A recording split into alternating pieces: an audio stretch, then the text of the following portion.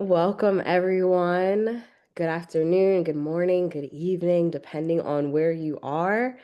My name is Tanaj Moody. I am the Director of Capacity Building and Learning at the National Black Women's Justice Institute. And I just want to thank you all so much for joining us for the Sisters in Solidarity Network Reentry Webinar Learning Series, Part 2.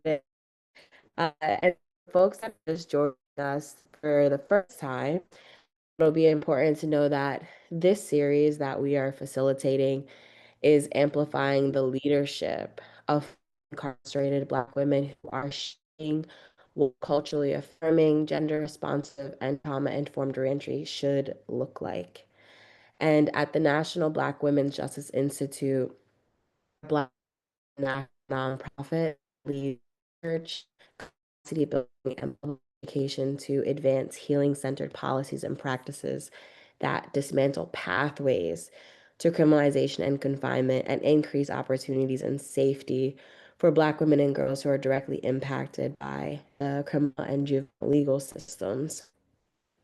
So, for folks, like I mentioned before, that may just be joining the Sisters in Solidarity Network, we are also in the midst of launching at the beginning of I'm sorry, at the beginning of October, early October, a practical resource for reentry providers, advocates, policymakers, and community organizations that are working in partnership and are serving communities of formerly incarcerated Black women across the country. And each of these webinars that we have been hosting is really covering a core pillar within this Sisters in Solidarity Reentry Network toolkit. And so these conversations that we've been having is supporting the launch of this toolkit. And so just in case that you or your team may have missed some of these discussions, there will be a follow-up resource that is guiding reentry providers and folks within the field through research and lived experience on actionable strategies on how to best support formerly incarcerated Black women in reentry. And so for today's conversation, one of the pillars that we're really going to be focusing on today is family reunification, part 2. And so, as many folks may know, this is a critical part of a Black woman's reentry journey. And there's research that shows that the path to family reunification is rarely straightforward, and incarceration often forces parents and children into long periods of separation, with families having to jump through countless hoops, navigating strict visitation rules, as well as costly phone calls and really dealing with the child welfare systems, right? That it really makes it very difficult for families to maintain their bonds. And by the time that women return home, many women can feel sometimes like outsiders within their own families. Some women may feel unprepared for the emotional as well as the practical challenges of renegotiating what parenthood and family roles as a mother is supposed to look like and feel like after incarceration. And so this struggle is compounded by also the lack of programs and the lack of resources that are specifically designed with women and with Black women in mind and their children. And so today, we're really going to be talking about the importance of family reunification, as well as shedding some light around the issues around family separation and the toll that it can have on spouses and partners, as well as just overall the household and raising children. And so for today, I'm honored, as many folks may see here on the webinar, to be joined by my fellow sister, Fox Rich, who is an inspirational speaker and self-taught documentarian known for her unwavering commitment to justice and her compelling storytelling. particularly showcased in the acclaimed film Time, which is on Netflix, so y'all can go check that out in 2020. Um, Great film. I watched it. Following a period of financial hardship in 1997, she and her husband were involved in a bank robbery, which sparked a 21-year battle for his freedom that she poignantly chronicled through heartfelt video diaries. As the co founder of Rich Family Ministries, Fox continues to advocate for incarcerated families and social justice. And her latest project, y'all, Time to Unfinished Business, which was released in 2025, further amplifies her mission. So, with over 3 decades of experience as a social entrepreneur, Fox Rich inspires countless individuals with her resilience, compassion, and dedication to creating a more equitable world. So, thank you so much, Fox, for being here. I appreciate you and being just in community with you again, my sister. So, for folks that may not know who you are or the work that you do, can you tell us a little bit about yourself, Rich Family Ministries, how it got started, the mission, and yeah, like how it connects to your vision of family reunification? Yes, most certainly. Thank you all for having me. I do consider this an absolute honor to be among women that are concerned about women's matters. And for those of you who are meeting me for the first time, my name is Sybil Fox Richardson. My friends call me Fox Rich for short. And I am the co-founder of Rich Family Ministries, which we started. Actually, my husband started the ministry while he was inside of Angola prison, serving a 60-year prison sentence, of which he would do 21 years before we were able to get him out through clemency in 2018. And so a month, maybe just about 2 months after he came home, we launched Rich Family Ministries in 2018. And our mission is to change lives and laws through love. And so one of the initiatives of Rich Family Ministries is a model called participatory defense that we do. Participatory defense is a model out of Silicon Valley that teaches justice involved families legal awareness as the best form of defense. We are one hub of 40 hubs across the country doing this work, and we are the only hub in Louisiana. We judge our success by how much time we save someone from serving in prison versus how much time they were actually sanctioned to serve. Collectively across the country, our work celebrates over 40,000 years of time saved. In Louisiana, our hub, Participatory Defense Movement, NOLA, excuse me, which you can follow our work at pdmnola.org. And our hub alone has saved almost 4,000 years of time from behind bars in the 6 years that we have been an organization doing this work.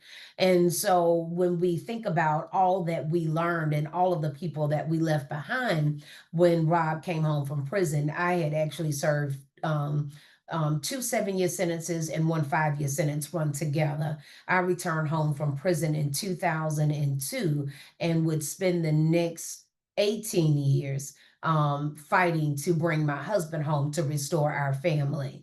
And so when we knew in that moment that the probably the most effective tool that we had on our journey was the tool of love.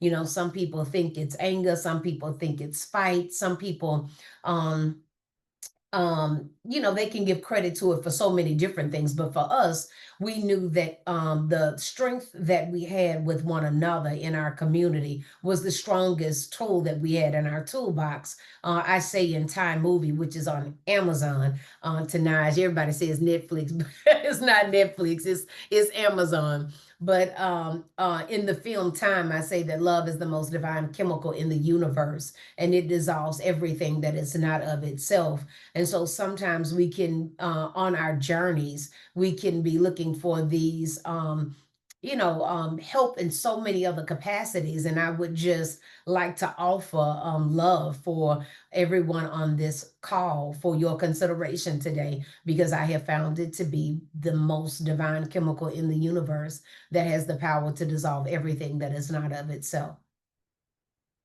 Mm, And I is have, there a way that I can see the people that are on here with us? I was trying to figure that out, but it's like I can't. So I it just would see just be, yeah, Taj. it'll just be us two on here. We got Okay. a small knit family on here today. And Okay. thank you for that so much, Fox. And I was just thinking when I first watched your film, yes, you're right. Exactly. It was on Amazon Prime. I always get the two mixed up, Amazon and Netflix. Everybody does, girl. But Amazon paid $5 million for that movie, so they definitely want you to say it's on Amazon. I know that's right. And then, following the films, we also have the actual book, right? Yes.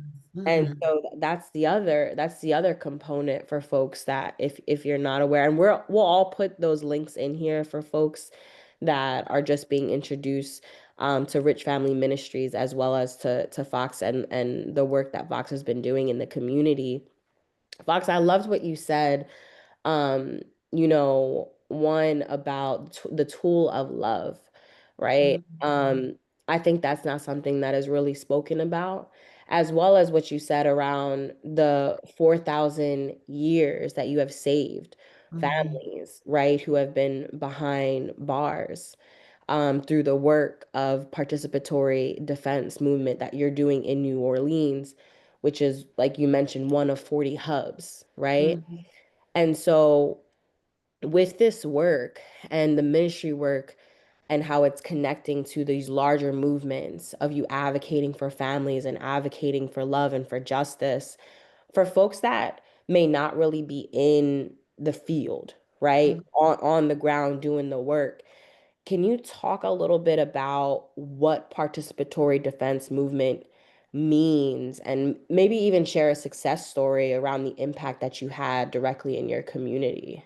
Most certainly. Probably, I would start out by saying, sharing our very first campaign that we took on when Rob came home and when we launched participatory defense. So we started this work on our co-founder of this initiative's birthday, April the 11th, 2019 is when we started, and we did our training with Silicon Valley Debug, created this model, this framework in Silicon Valley, California. And our first matter was brought to us was the case of Gloria Williams. Gloria Dean Williams, I had met while I was serving time in Louisiana Correctional Institute for Women back in the early 2000s. And when we launched this hub, we discovered that she was going up for a pardon, that she had been granted a pardon hearing. And so Rob and I, in our overzealous minds, thought, well, hey, we just got a pardon. And certainly, Mama Glow has done almost 50 years. She's almost 75 years old. This should be this campaign should be a walk in the park, because certainly she served enough time. And she was not even the primary offender in her matter. And so we thought that her case would be one that would be easy because of her age, how much time she had served, and her culpability in the matter, only to discover once we launched the campaign for her freedom that the system was not upset about the actual crime she committed. Our governor was actually refusing to sign her pardon because of how many times she had ran, and which was new to us. Mama Glow had actually had fled 3 times, and one of those times that she ran, she had actually been away like multiple years by the time that they caught her and extradited her back to Louisiana. And so when the case was brought to us, we reached out to Mama Glow's sister, who we understood was like one of her primary contact people, and asked her, could we help? Because one of the things you cannot do is you cannot go and insert yourself into calling yourself like you're going to go and help somebody and you don't have their permission. And so we wanted to first get permission from the family to support them. And when we made that phone call to Mama Glow's sister, Miss Mary, I'll never forget it, Tanaj, because she literally broke down on the phone crying. She says, "Oh my God, I can't believe this. Someone actually calling, offering to help me. We've been doing this as a family for almost five, the almost 50 years, and nobody in this 50 years has ever offered to help us." And so at that time, Mama Glow had five children. She had been gone to prison since the youngest child was, I think, 3 years old. And so they had her children, her five children, and her entire family. I was so moved to find had still been coming to visit her. She still had a large presence in the life of this family. And when we had her pardon board hearing, she had over 40 family members and four generations of folk who showed up for her at that pardon hearing.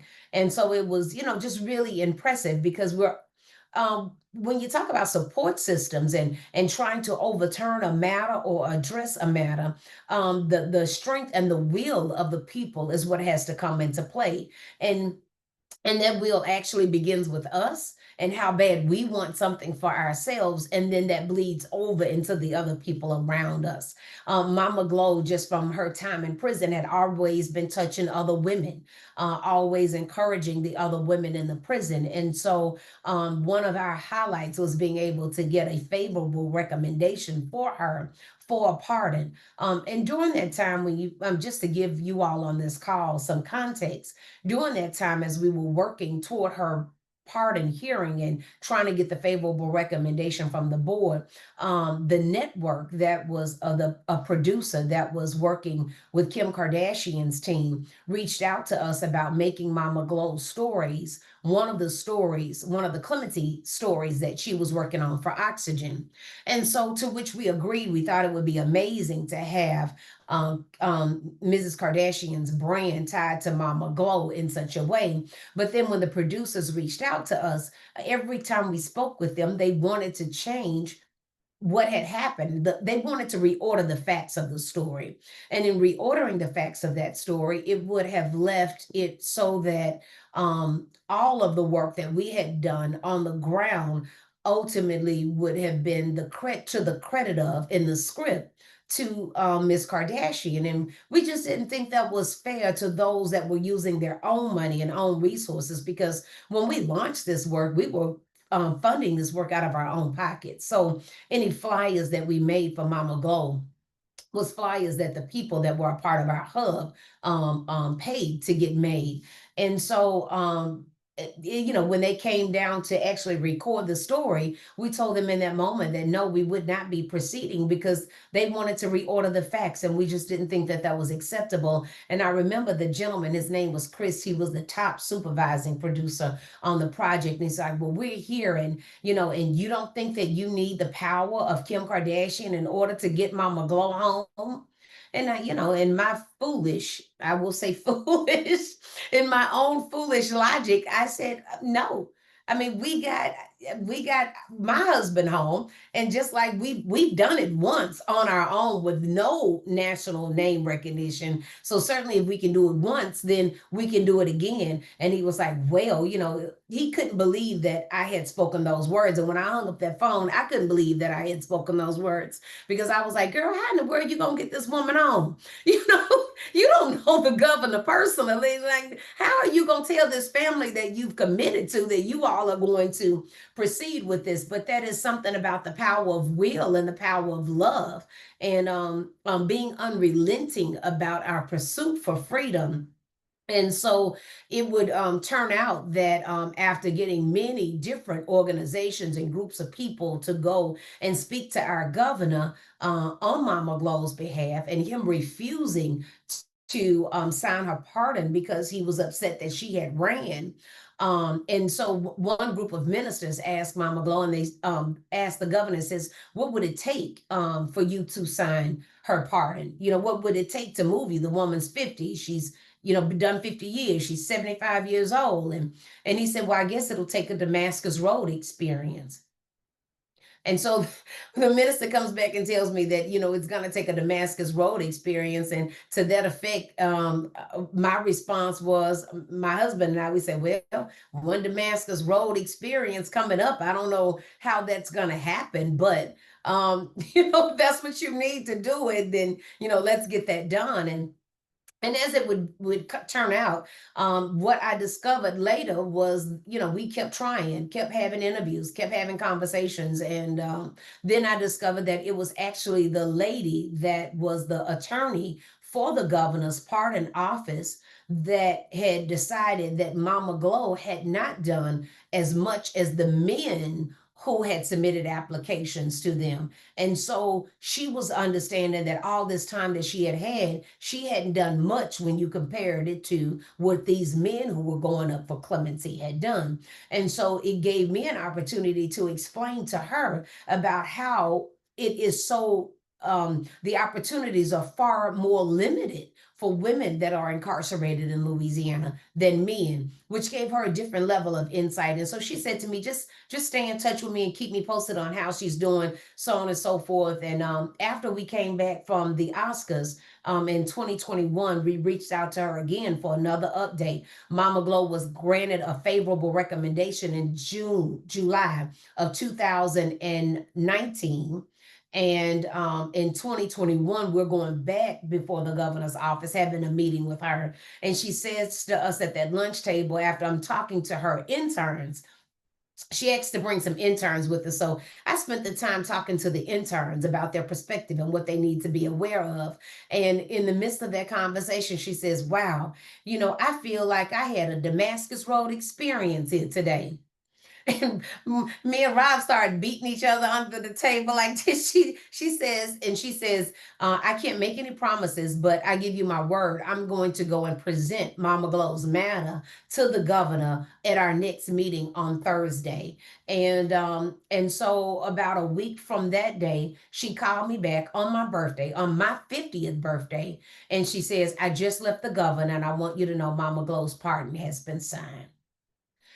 And so we got a chance to share that out as it was unfolding in time two. And so for us, even the making of time two was important, because for people to see time one, they just see my love for my husband and my family, and the work that we did to bring him home is not included in that. You see phone calls, you see conversations, but you really don't get a chance to see step by step what it is that we had to do as a family to bring about relief. And so for us, we wanted to make sure that families like ours that are similarly situated, that they could get the insight that they needed. How do you overturn a practical life sentence? How do you bring somebody home that has been condemned to die? Is that even possible or realistic? And so with time two, we knew when he walked out of the gates of Angola, September 20th, 2018, we are about to celebrate 7 years of our own family's reunification in a couple of weeks. But when he walked out of those gates, what we understood in that moment was that to be free is to free others. And we Mhm. understood that when we accomplish what laid before us, what laid ahead of us in that moment, that's where the real test was going to come in. Now Mhm. that we had freedom, what would we then do with freedom? And the answer to that was time two. It was showing us as citizens that have returned, as a family that had returned, and what we have now started doing to help other families, to do for other people what God had done for us. And so when Mama Glow walked out of the prison on January 22nd, 2023, it was probably one of the most pivotal moments for us, because in that time frame, it was where you had given your word to this family who had never experienced their mother outside of prison, and you had given them your word that you would not stop until you got this done. That's a hell of a position to take Yeah. and to mean it. And so that is the work of participatory defense. That is the work of Rich Family Ministries. And in this time frame for us, Tanaj, what we have started doing is not just we've launched another initiative with Rich Family Ministries, and that initiative is Marriage Matters NOLA, where we are now striving. It's kind of been building over space and time. What we recognize with our ministry is the two greatest impacts to the Black family in America since Jim Crow, and that is marital instability and mass incarceration. And if you really link the two, you can see how they are synonymous with each other. At one Mhm. point in America, there were more Black families married after slavery ended, all the way up until the 60s. There were more Black people married than in this country than any other race of people.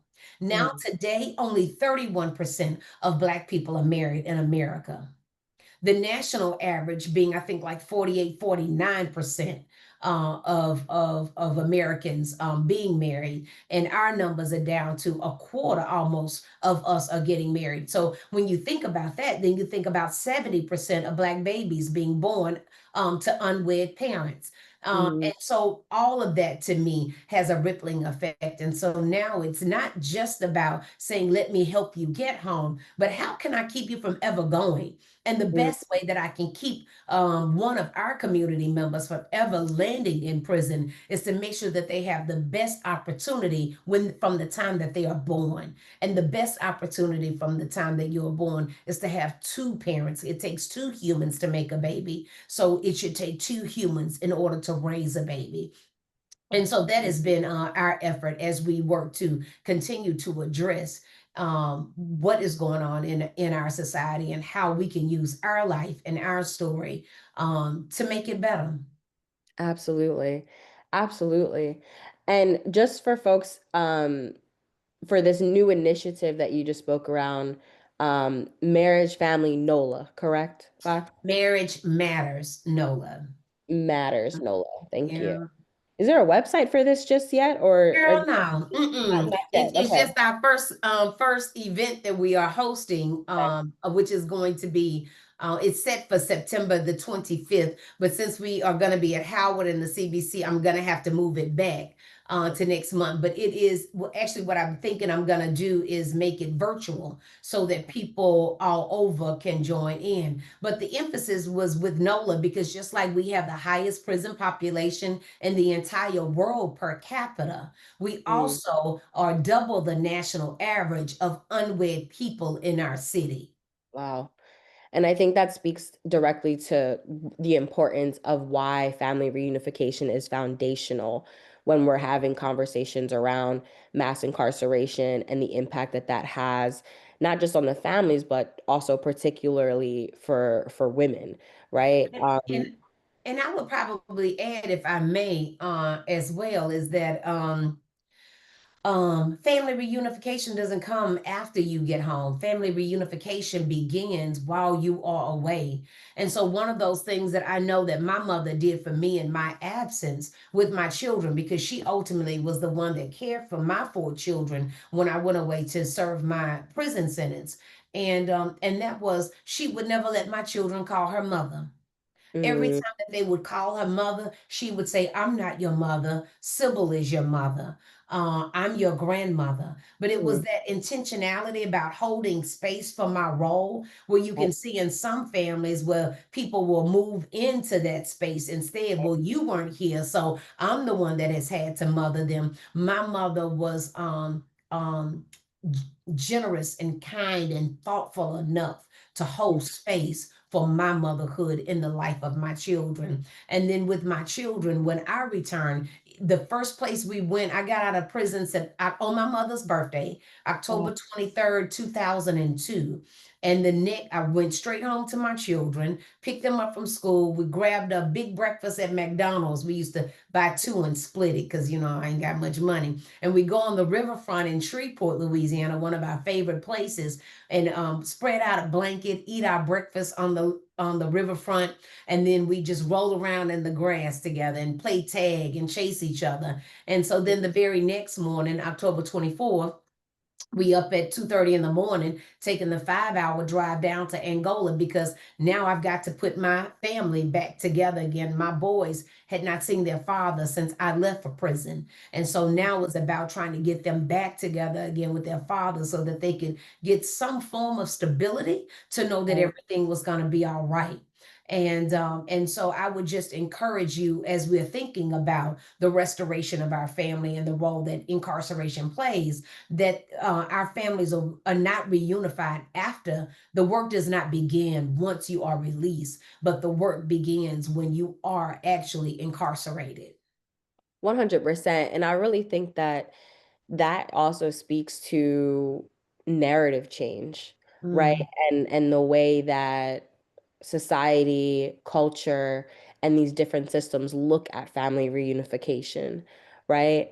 And so as we're talking about narrative change, you've also shared a little bit of that when you were talking about um, how the network Oxygen wanted to kind of rearrange the facts of Mama Glow's story, right? When you all were in the processes of getting that favorable recommendation for her pardon. And you really shared and touched on what I think is just like you mentioned before, you're like your relentlessness of love and will to get this done to make sure that Mama Glow sees freedom after 50 years, right? Of being with her family and also speaking around the immense amount of support that she received.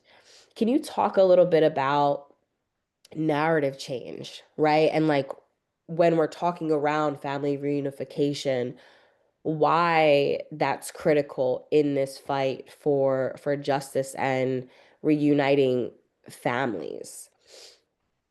I would definitely have to say, and I just dropped the link to our new film as it is exclusively available with the toolkit on our site before it goes on to Amazon in October.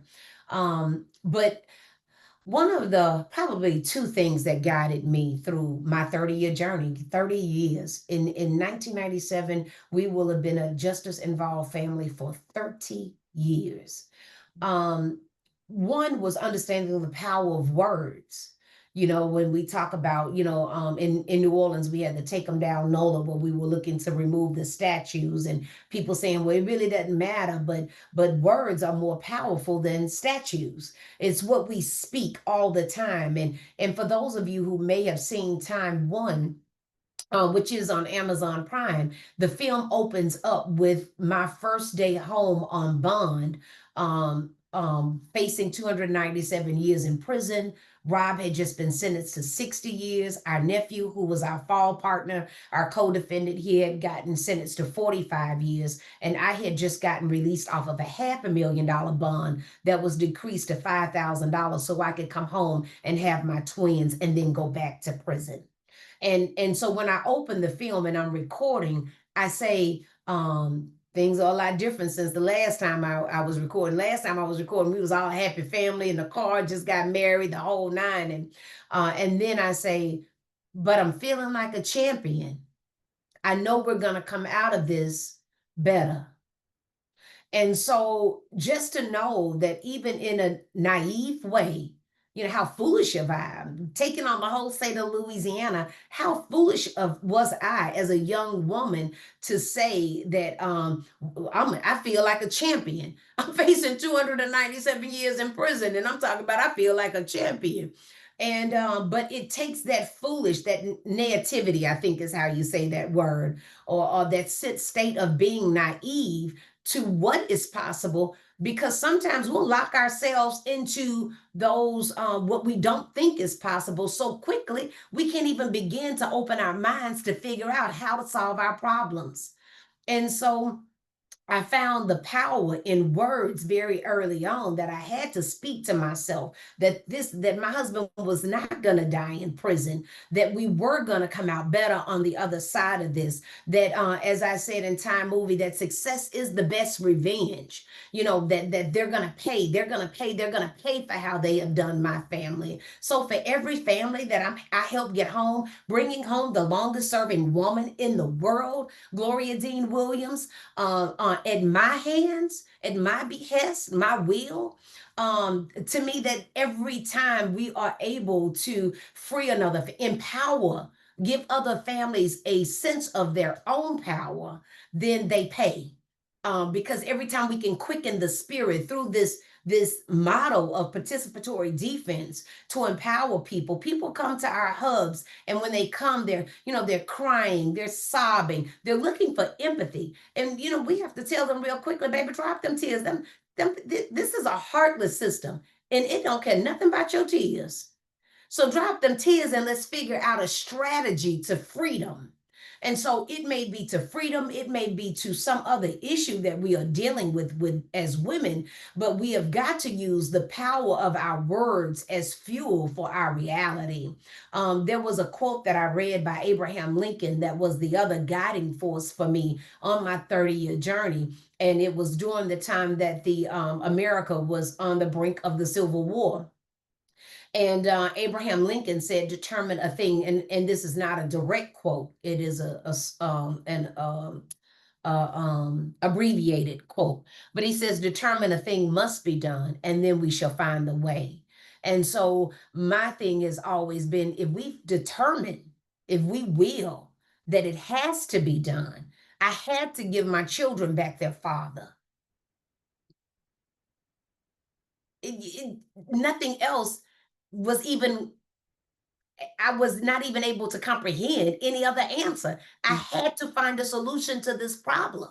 Mm-hmm. And when we as Americans, and in particular as Black women, when we get fixated on the fact that we have got to find a solution to end mass incarceration in our country, Mm-hmm. then we find the solution. Mm-hmm. There are Mm-hmm. no problems, there are only solutions.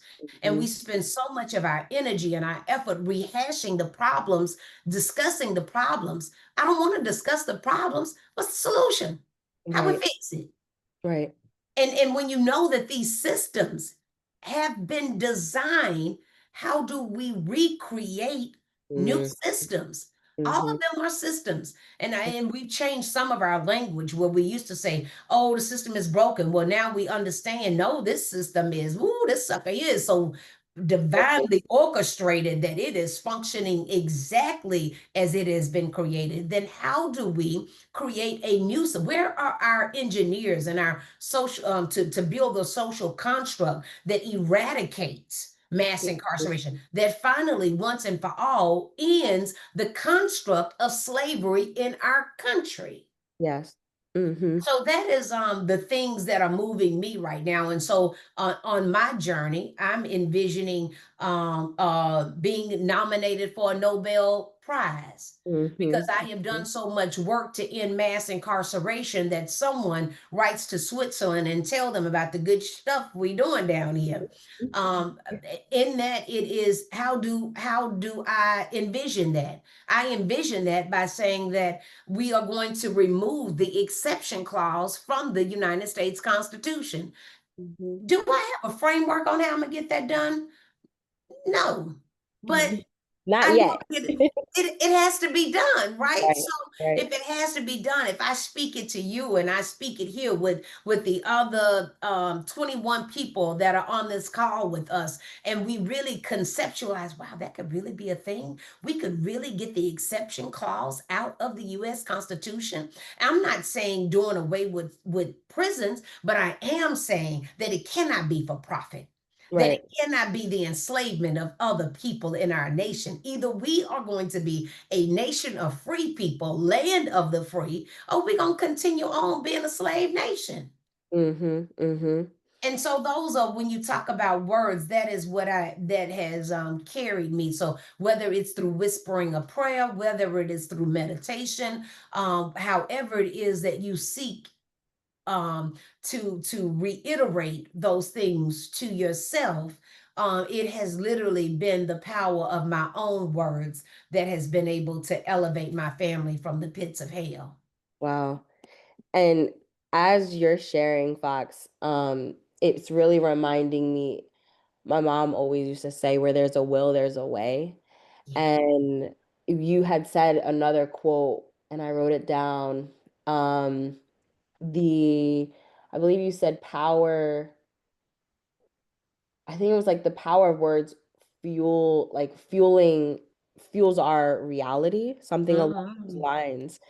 And, the way you have, I would say, leveraged as well as have turned something that one would think is supposed to destroy a family, and to be able to completely flip that and to not only positively reunite your family and build that strong foundation of love as you're sharing, but then to then be able to do that for other families, like what a gift.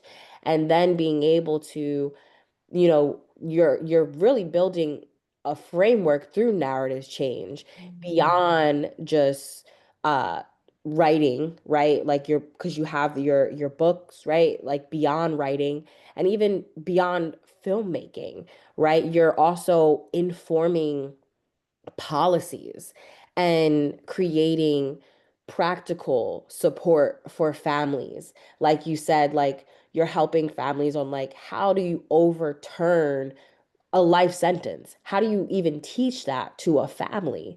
And Mhm. you being able and your family being able to do that through Rich Family Ministries is such a gift.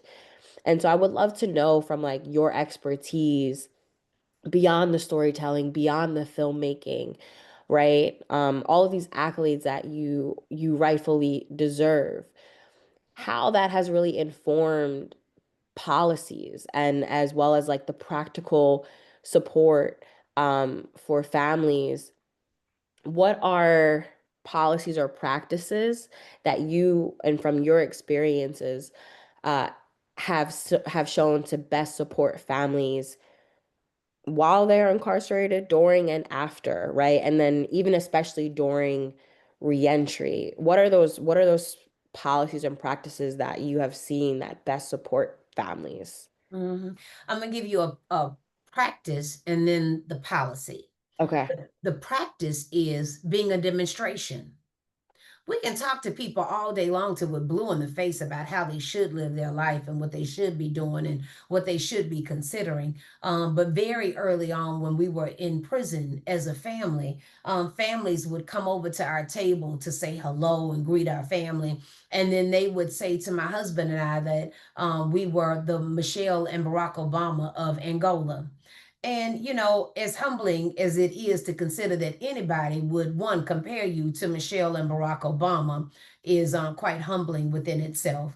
And then, two, of the prison, I don't know how much Barack and Michelle would want their image and likeness being referred to in the institution, but I did get what they were saying. And to me, it was an incredible accolade to be bestowed upon us.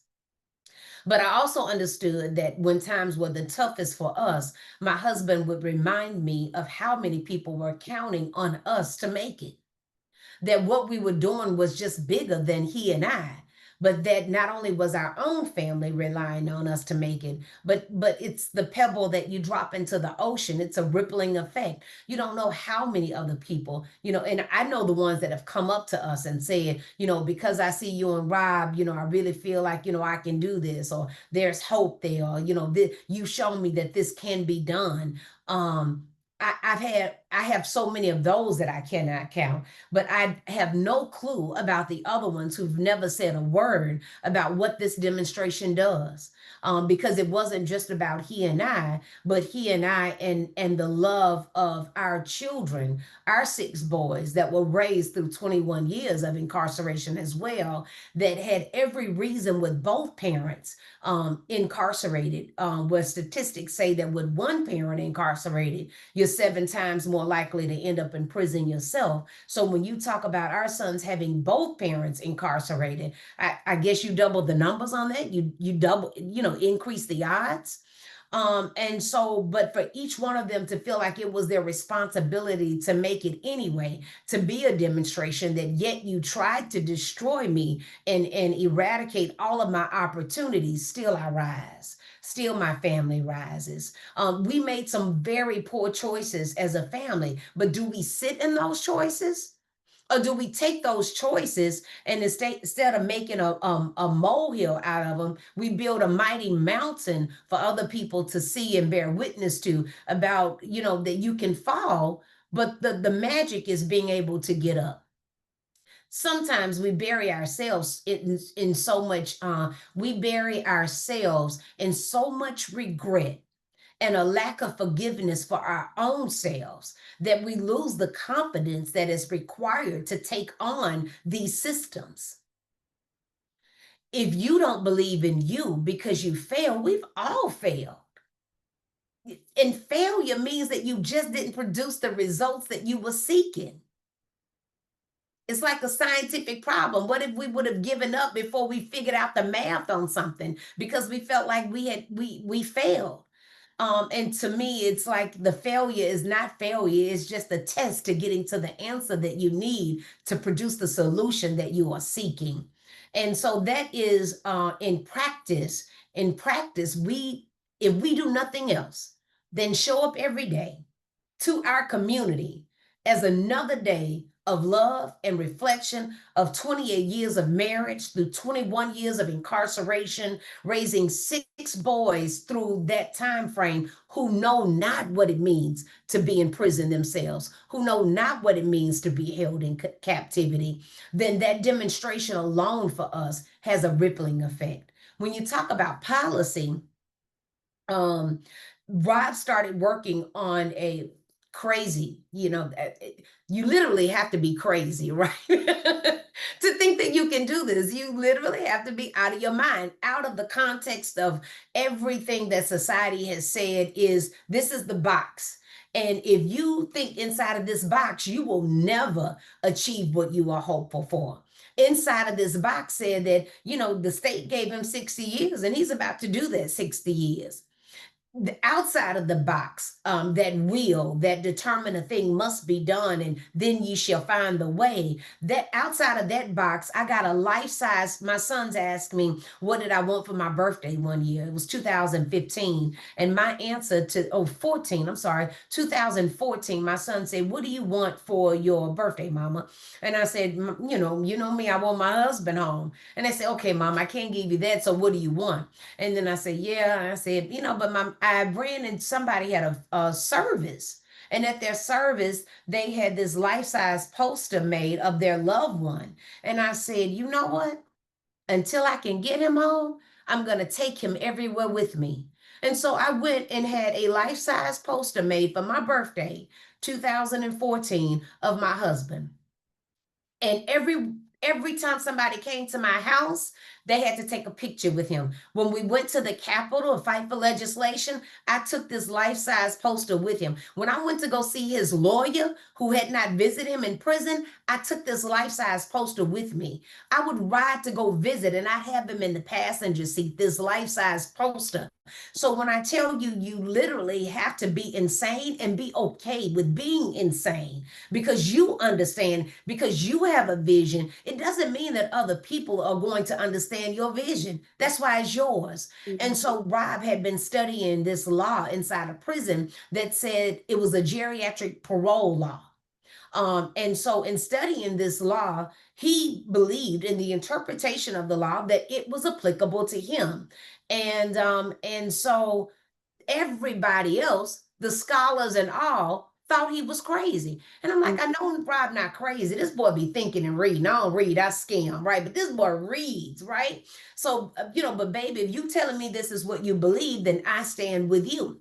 And Mm-hmm. so the guy that got the law passed before got the law reinterpreted was a big lawyer here in Louisiana when it comes to parole. He was the parole expert. And I kept calling this lawyer like, hey, my husband says that this should apply to him and this other group of men, which we were thinking it would be about 400 to 600 men that had been sentenced to 30 years or more, but not life, that they would be eligible for parole at after serving 20 years and being 45 years of age. It's called the geriatric parole law in Louisiana. And the guy just kept saying, well, no, he's misunderstanding. And then finally, I asked this man at an event in Angola. He was next to his wife, and I went up to him and I asked him again with Rob on my side this time. And the man says, well, if you just want to know the truth about it, in the deal that I took with the Department of Corrections, I'm not allowed to speak on this matter any further. I have any other dealings with this matter going forward because Mm, he had settled the matter for the people that were before 1997. We were mm, fighting for the people from 1997 to 2008 when they actually changed the law. And mm-hmm. so he came out of his mouth and confessed, not that my husband was wrong, as he had been asserting, but that he was not allowed to say anything else about this issue. Mm. And so Rob and I kept fighting the issue. When we got him out on clemency, when he came home, we continued fighting for that issue because it was the only way we would be able to get our nephew out. And this group of men that Rob had elicited to work with him on filing this motion, the civil argument. Well, needless to say, long story short, in 2021 legislative session, we were able to get a representative to carry the bill that got Mm. a correct interpretation of law passed, and it went into effect August 1st of 2021. That law correctly interpreted the language that my husband believed it to be, and where we were thinking this was going to help our nephew and 400 to 600 other families, when it was actually the resolution was passed and went into effect, the news release came out and said over 3,000 families would benefit from this opportunity for parole who thought they were going to die in prison. And so And real quick, Fox, you said it's called the geriatric law, correct? It's called Act 122 is what it became. Okay. When it was passed, it was Act 122. And Okay. but it was the geriatric parole law. That was a 2045, they call it for short. Yeah. Okay. Somebody just asked in the chat. That's why I was asking. Oh, Okay. thank you. Ain't that good? I can't read and talk. No, it's okay. That's great. That's great. Thank you. Yeah, so It's in New Orleans, Renee. It's in New Orleans, Louisiana. Louisiana. Okay, thank you. State law. Mm-hmm. Louisiana And State so Law. that was and so again, him with everybody, even the people that helped pass the first piece of that legislation, when they were against him, when all of the leaders were against what he believed was the correct interpretation of this law, he still kept moving forward with it. And true enough, the law got passed and he was correct. And so the same thing when I was sharing about the life size poster, when you believe in something, I kept saying if my husband was home, he would be here with me now. So since Mm-hmm. he would be here with me now, I'm going to put him in the physical form. And so what we have to do is we have to keep, it goes back to maintaining that space. Yeah. It's not family reunification, it's keeping the family unified. And so Mm-hmm. to save space for our loved ones, whether they are incarcerated, whether they are sick, whatever betides them, we have to save space for our loved ones, because prisons are meant for us to forget them. Mm-hmm. Prisons are always in rural, poor areas, far, far away from everything. The visitations are limited. The phone calls are expensive. Email is expensive. There's no way we should be paying for emails or phone calls in our country. Mm-hmm. But those things are meant for you to forget your loved one so that the system can continue this method of enslaving them for profits because it's a profit tied to their DOC number. No matter Mhm. who the profit is being distributed to, it's still a profit being made. And so you just have to be beside yourself, absolutely insane with your conviction Mhm. about keeping your family together. Mhm. And that was it for us. We had brought about the demise of our family with our own hands when we broke the law. But just because we had made that mistake, it didn't mean we had to stay there. And Mhm. so for us to walk away, to say, well, they got us now, this is our destiny, then that means I gave total power to the state. And instead Mhm. I said, no, I messed that up really, really bad, but I can fix it. Mhm. Mhm. Fox, every time you speak, I think even the first time that I had saw the film on Amazon Prime and I had saw y'all in the film, in the first film in time, you actually there's a few scenes where you can see the cutout of Rob in the film. Yeah. And when you say to be crazy, it's not crazy at all. It's vision, like you said. It's God had planted something inside of you, and I think that in itself is such a powerful force. And I say this, and I've said this to you before, of just like how you and your family are such a force, right? And the gifts that you all bring to this world and the way that you have impacted families. And I would love to know from what you share. And I also want to highlight, like, I'm like, we should have called this like the keeping the family unified, like you said, keeping the family unified, because that's what it's about, right? And from your experiences, from the trials and the tribulations and the resilience and all of these things that you have overcome as a mother, as a woman, right? As a Black woman, right? And I would love to know from other women on this call, for even reentry providers on this call, women who are currently, facing similar obstacles with their family, or women who have been incarcerated. What's a piece of advice or encouragement that you would share with families who are navigating the incarceration system of a loved one and hoping to stay unified with their family? Mm. I think that just as a word of encouragement, I would probably say that we are stronger together than we can ever be apart. And I like to use, when I'm speaking, I like to use the example of the animal kingdom. When you see the animal kingdom, you see that the lions and the tigers and the bears, they travel in prides. Dogs travel in, wolves travel in packs.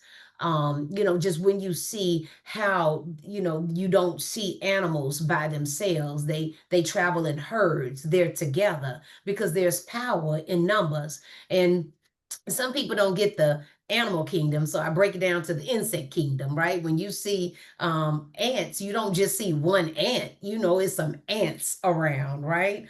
Or better yet, when you see a roach in your house, you don't have just one roach. You got roaches, right? And so it is just the understanding in this individualistic society that is being shoved down our throat, that we are far more powerful together than we could ever be apart.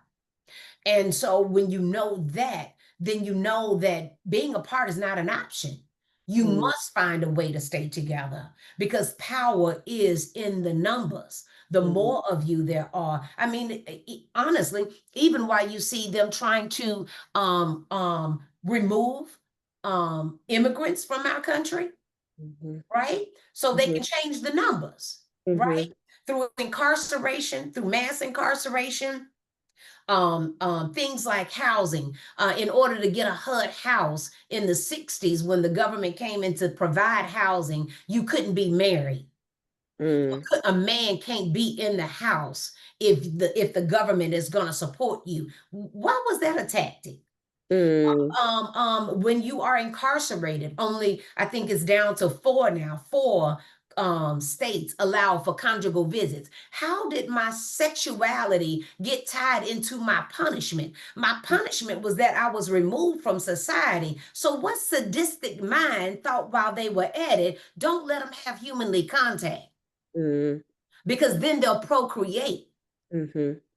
So you have to really think about just the power of numbers and rest in knowing that you are far more powerful together than you could ever be apart. And it was demonstrated to me when my husband and I reached our lowest moment, as you will find in only in our book, Time the Untold Story. Which is a faith-based book about our faith journey, because you got to tie into some higher power if you're going to get past all of these evil elements that exist in our society today. And so in that, when I call myself thinking that maybe I was better apart, maybe I wasn't doing a good job by holding on to my love that was incarcerated. Maybe I was supposed to go and find a man that would come in and take up with me and my children and help me provide for them and give them a better life instead of one of the life with an absent father. And it Mm-hmm. was through that experience that I discovered, as things started shifting, it had an impact. And I'm like, Mm-hmm. whoa, this is setting me back from where I already was. And it gave me a deeper understanding that even though we were an incarcerated family, we were still a better, stronger, tighter family than some of the free families I had been witness to. And Mm-hmm. so I would just encourage families that are fighting to hold on to one another that it is important. And if we do lose our family, then that means that the system was even more successful in what it has set out to do, not just to punish, but to divide and conquer us. Mm-hmm. So that would probably be one of the biggest pieces for me is just being able to understand that it is through our unity that it gives us strength. Absolutely. Through our unity gives us strength. And thank you so much for sharing those words of encouragement, Fox. I know, one of the things that you had mentioned, an upcoming initiative and project that you're working on is Marriage Matters NOLA. And, as we're closing up, I know there's a lot of people that are writing in the chat box wanting to ask you questions and just wanting to stay in connection. And so, for folks that are looking to ask questions, what we will do is if you shoot me an email, I'm going to put my email in here. Um, and I just put my email in there for folks. Shoot me an email of the questions that you ask, and then we can forward them to Fox as well if time allows, on your end, Fox, to be able to answer some of the questions that folks have. Yes, And I sweetie. know folks are It's 12 o'clock interested. already, girl. I've been Yeah. running my mouth. Well, yeah, no, it's all good. It's 1 p.m. Eastern here. And so I would love for you to share, are there any upcoming projects, campaigns, opportunities? You talked a little bit about Marriage Matters NOLA, but other things that you're working on that you'd like to spotlight. I think even talking about the work that you're doing with Time 2, the film, right? Anything else that you'd like to share on how people can get involved? Yeah, for us, it is all about time to in this moment. Aside from our ministry work, this is I guess just that social entrepreneurship. And so we are seeking folks that will consider hosting a screening of Time 2, hosting a watch party, whether you sponsor it or you host it. And then Rob and I would come in live by Zoom and do a Q&A with you and your group if you host a watch party. And so our thing right now is just trying to put this film, excuse me, and these tools. When you get the film, you get these toolkits. This toolkit that we have put together. Two books are included in the toolkit that we actually wrote with Amazon for the first film, but because it was COVID, they never distributed the assets. And so we have now taken those assets and put them with this film so that people can receive these tools. One book is about clemency, a way out. The other one is called Time to Act, and it just breaks down a general view of the criminal justice system, along with listing hubs, participatory defense hubs across the country, and just some other what you need to know about the criminal justice system. And so, and then, you know, it's got some other assets with it as well, including the public law that made Juneteenth a federal holiday and a pledge to freedom that Rob and I commissioned, where we are asking folks to commit to not compromising their freedom in the first place. Mhm. And so that is probably our biggest push, is getting this project into the hands of as many people as we can, so that folks can see their own, get a sense of their own power tonight. Absolutely. Absolutely. So, y'all, we'll share those resources as well in our post webinar email for anyone who is interested in staying in connection. And so, Fox, I just want to thank you so much for sharing your time, no pun intended, your story and your wisdom with us today. Through your leadership and the work of Rich Family Ministries, you really have shown us what family unified, right, is about. And it's a reflection of the work that you've done through Rich Family Ministries and the movement work. So thank you. Thank you. Thank you for having me. I guess I had so much fun. I didn't realize how late it was. I'm like, oh my goodness. I know it's okay though. Time flies. Tell me about it, unless you clocking it. Mm. And I know we have a lot of folks in here. Yes, this is going to be recorded for everybody too. So you guys will get the recording. Okay. Y'all, so as we've discussed today around family reunification and talking about systematic change, particularly around participatory defense, this is only the start of the conversation. And so we're going to have part 3 that's going to be held on September 16th from 12 to 1 p.m. Eastern. And this is going to be featuring Dr. Marilyn Jones, who is the founder and executive director of Because Black is Still Beautiful, who will be sharing best practices in working with Black women leaving incarceration and really discussing around culturally affirming services and what that means. And so I encourage everyone who showed up today for this webinar with the Honorable Fox Rich to definitely sign up for our final webinar coming up on September the 16th. And like I said, y'all, this is also soon to be launched a resource, our Sisters in Solidarity Network Reentry Toolkit. If you're interested in learning more about the Sisters in Solidarity Network, which Fox Rich is a part of, everyone who has been on this webinar so far is a part of. We'll share the link in our website in the chat box for you to learn more about the Sisters in Solidarity Network, as well as all of the work of the sisters who are within this network. And so, thank y'all so much for joining us. We invite you to join us for the future sessions and just to continue building this network of support and resources. And I encourage you, if you have any questions, please do reach out. And just thank you again, Fox, so much. Uh, Yeah, thank you. of course. And thank you all for being here. And I hope to see you all in our final Reentry webinar learning series.